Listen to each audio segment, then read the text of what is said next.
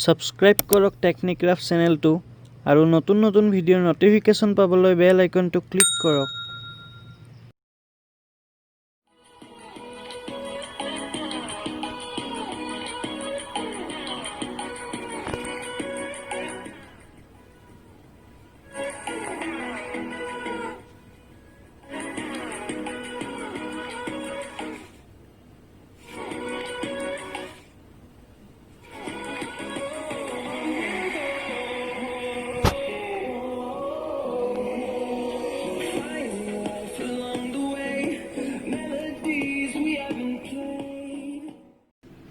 নমস্কাৰ বন্ধুসকল, welcome back to my YouTube channel. আজিৰ অন্য এটা ভিডিঅ'লৈ আপোনালোকক স্বাগতম জনাইছোঁ। আপোনালোকেতো ৱাইফাই কি সকলোৱে জানে।